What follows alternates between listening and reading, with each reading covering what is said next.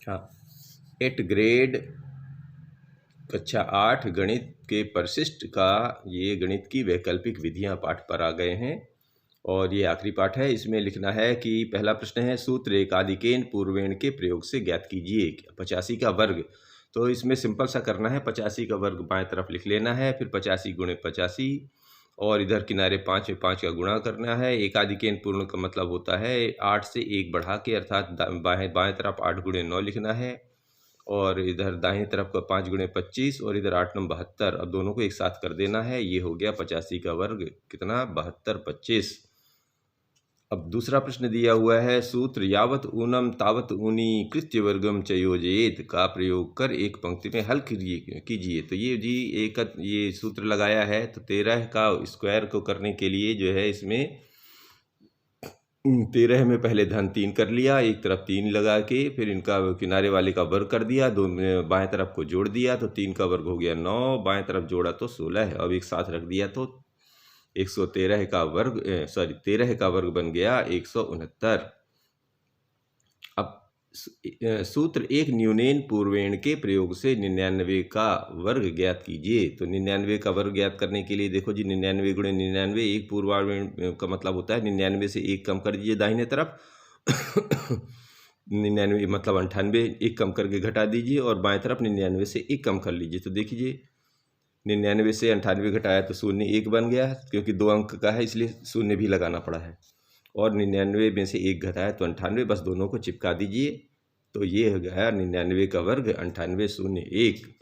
अगला प्रश्न लेते हैं 41 का द्वंद्व 41 का वर्ग द्वंद्व योग विधि से ज्ञात कीजिए। द्वंद्व योग विधि ज़्यादा कुछ नहीं है, इसको जो है जोड़े बनाने पड़ते हैं। पहले 41 को कैसे करेंगे, पहले 4 फिर 4 1 और फिर 1 ऐसा करके इसका जोड़ा बनता है। तो 1 का वर्ग कर लेते हैं, फिर 4 41 को जो करते हैं 2 लगा के 4 और 1 का गुणा कर देते हैं और 4 को किनारे को वर्ग कर देते हैं। सबका इकट्ठा कर दीजिए तो 1 का वर्ग 1 और 4 एकम 4 दूनी 8 और 4 चौके 16, अर्थात किनारे वाले में 16 है, बीच में 8 और किनारे 1। तो 41 का वर्ग आ गया 1681। और 289 का वर्गमूल विलोकनम विधि से ज्ञात करिए। तो 289 का वर्गमूल विलोकनम करने के लिए थोड़ी सी इबारत लिखनी पड़ती है, हालांकि ज़्यादा नहीं लिखी गई है, यहाँ पर थोड़ा सा कम से कम लिखा गया है। तो इधर जो जोड़े बना लीजिए वर्ग के लिए। तो 89 का एक जोड़ा बना, 2 का अकेले बना। पहले जोड़े में 89 में 9 है, इसका मतलब होगा अगर इसका अगर हम ढूंढेंगे तो इकाई अंक में इसका वर्ग करने पर या तो 3 मिलेगा, ये वर्गमूल करने पर या तो 3 मिलना है या 7 मिलना है। तो अब क्या हो गया, तो ये तो हमें पता चल जाएगा या तो इधर 3 आएगा इकाई में या तो 7 आएगा। अब इधर दहाई में देख लेते हैं क्या आएगा। तो बाएं तरफ 2 है, तो 2 या 2 से कम का वर्गमूल 1 ही आएगा। अब असंख्या या तो 13 बन सकती है और या 17 बन सकती है। अब देख लेते हैं इनके बीच की संख्या कोई ले लेते हैं, बीच की संख्या 15 ले लेते हैं और 15 का वर्ग होता है 225। अब 225 देखते हैं किसके नज़दीक है, 289 से कम है। 289 से कम है तो 13 का काम तो ख़त्म हो गया। और 289 से ज़्यादा है, 225 जो है 289 से कम है या ज़्यादा, तो दिख ही रहा है 225 289 से कम है तो 13 का काम खत्म हो गया। अब 13 का काम खत्म हो जाएगा तो बचा कौन, 17। इसका मतलब हो गया ये विलोकनम विधि से 289 का वर्गमूल 17 हुआ। अब देखिए 23 का घन सूत्र a धन b का होल क्यूब बराबर a क्यूब धन 3 a स्क्वायर b धन 3 a b इसका स्क्वायर धन b की सहायता से ज्ञात कीजिए। तो इसको देखो जी 2 और 3 को ऑब्लिक करके लिख लेना है और इसका वर्ग कर देना है, वर्ग क्यों बोले घन कर देना है, वर्ग लिखा हुआ घन कर देना है, उसको वर्ग गलत लिखा गया है। तो इसका घन कर देना है तो इधर का सूत्र बना दीजिए। तो 2 का घन और 3 गुणे 2 स्क्वायर धन गुणे 3, अगले उसमें 3 गुणे 2 गुणे 3 का वर्ग और आखिरी में 3 का घन। सबको अलग अलग हल करेंगे तो इसका आ जाएगा 27, इसका आएगा 54। तो 2 जो 27 का 2 इधर हासिल में आ जाएगा तो जोड़ दिया जाएगा, इधर जोड़ेंगे तो 36 आएगा इनका गुण हिसाब। उसमें से 54 में 2 जोड़ेंगे तो 56 आ जाएगा, तो 5 इस तरफ आ जाएगा और 8 और 2 का घन 8 और 4 इधर बचेगा, 36 5 41, तो इधर 4 आ जाएगा। अब अलग अलग चारों में से जो नीचे अंक आए हैं उनको लिख देना है, यही इसका घन है। तो 23 का घन बना 12, इधर से 1, इधर से 6, इधर 7, अर्थात 12,167 इसका घनमूल निकल आया। द्वंद्व योग विधि से क्या याद करना है, तो इसमें भी सबसे पहले समूह बनाने पड़ते हैं। समूह कैसे बनेंगे, एक बनेगा पहले 3, फिर 3 4, फिर 3 4 5, फिर 4 5 और 5, ये हमारे इनके समूह बनेंगे। बस इनको इधर लिख देना है और अलग अलग समूहों का हल करना है। तरीका वही है जो ऊपर दर्शाया गया है।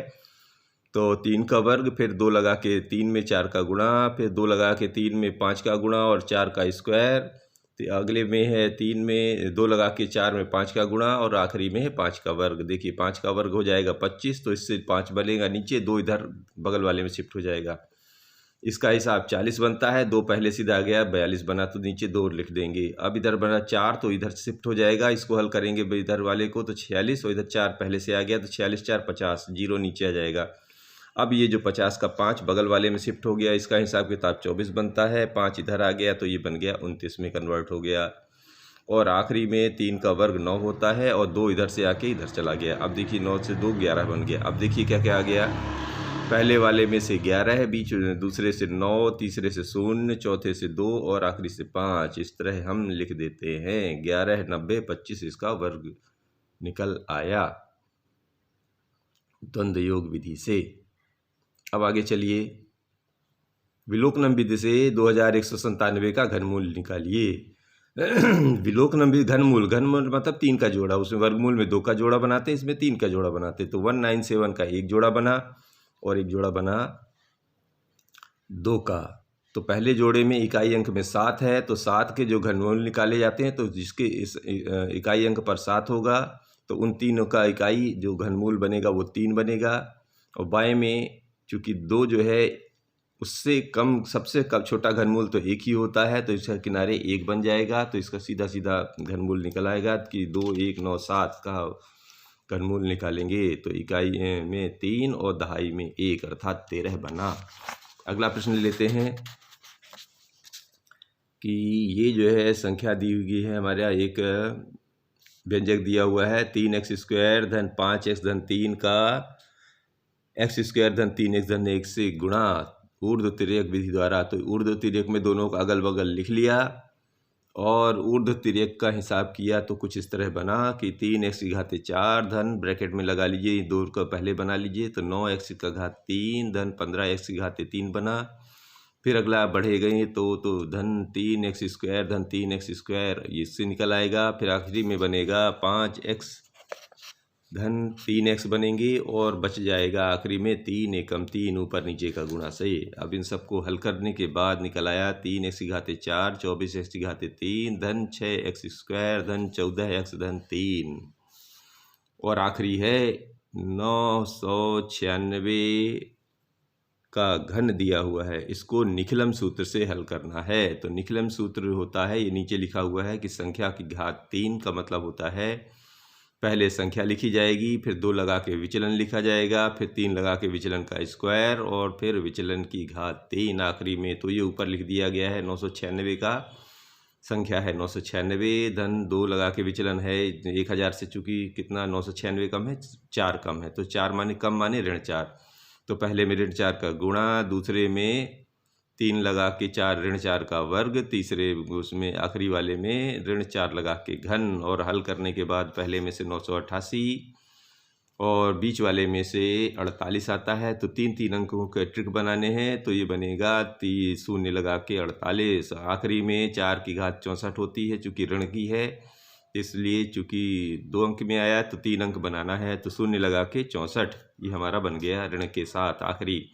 अब इन सबको एक साथ लिख देना है, तो 988 का 988, 0 लगा के 48 और 0 लगा के 64, चूँकि ऋण का है तो इसके ऊपर 2 डंडे लगा देते हैं बार, और बार को फिर अंत में हटाना पड़ता है। तो 64 को हटा दिया, हटाते ही ये बन गया 900, मतलब कम कर दिया तो ये बन गया 988 0 4 79 और 36। इस तरह ये पाठ समाप्त होता है। उम्मीद करते हैं कि आपको समझ में आ रहा होगा। अब आपके लिए एक बात कहता हूँ कि राह जहाँ तक जाएगी राहगीर वहाँ तक जाएगा, दरिया से मत पूछ ये नीर कहाँ तक जाएगा, खींच डोर और साध निशाना अपनी मंजिल का, बाद में देखेंगे ये तीर कहाँ तक जाएगा। बस इसको प्रैक्टिस करते रहना, एक बार दो बार रिवाइज करना, बहुत आसानी से समझ आ जाएगा। धन्यवाद।